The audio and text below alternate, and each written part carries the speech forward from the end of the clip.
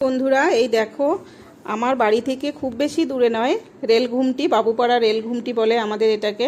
তো এখানে কিন্তু দুটো দোকানে আগুন লেগেছে ঠিক দুপুরবেলা, যখন সবাই দোকান বন্ধ করে বাড়িতে গেছে খাওয়া দাওয়া করার জন্য, ঠিক সেই সময়ই কিন্তু আগুনটা লেগেছে। আমার খুব ঘনিষ্ঠ, খুব কাছের এক ভাই, তার দোকানটাও কিন্তু পুড়ে গেছে। এই যে আগুনটা যে জ্বলছে ঠিক তার দোকানটা, এত খারাপ লাগছে দেখে কি বলবো। তো দেখো কিভাবে ধোঁয়া উঠছে, আর আগুন কিন্তু একদম দাউ দাউ করে জ্বলছে, লাল হয়ে উঠেছে।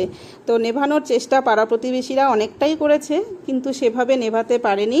তারপরে যে দুটো ইঞ্জিন এসে ফায়ার ব্রিগেড থেকে অনেক চেষ্টা করেছে, কিন্তু তাও হয়নি, অনেক পরে কমেছে। আমি স্কুলে গেছিলাম, আমার মা যে কিভাবে কিনা দিয়ে ঢুকে ঢুকে গেছে আমি সেটাও বুঝতে পারছি না। দেখো কিভাবে ধাই ধাই করে ধোঁয়া উঠছে।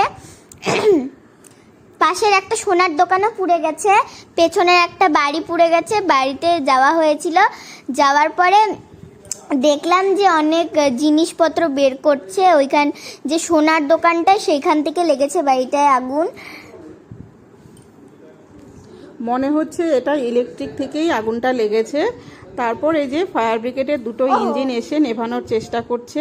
পাড়া প্রতিবেশীরাও বালতি দিয়ে জল দিয়ে নেভানোর চেষ্টা করেছে, কিন্তু সেটা কি আর সম্ভব? এত আগুনের মধ্যে তো জল দিয়ে নেভানো কোনো মতেই সম্ভব নয়। তারপর এই যে ওনারা এসে কিন্তু আগুনটা নেভানোর চেষ্টা করছে। তো মোটামুটি কিছুটা নিভেছে বাইরের দিকটা, ভেতরে যে কি পরিস্থিতি হয়েছে, ভেতরটার কি পরিস্থিতি সেটা কিন্তু এখনও বোঝা যাচ্ছে না। তো সত্যি খুব খারাপ লাগছে, সবাই তো কষ্ট করেই দোকানপাট তৈরি করে, দেখো কিভাবে পুড়ে যাচ্ছে দোকানটা চোখের সামনে, দেখে সত্যি খুব খারাপ লাগছে।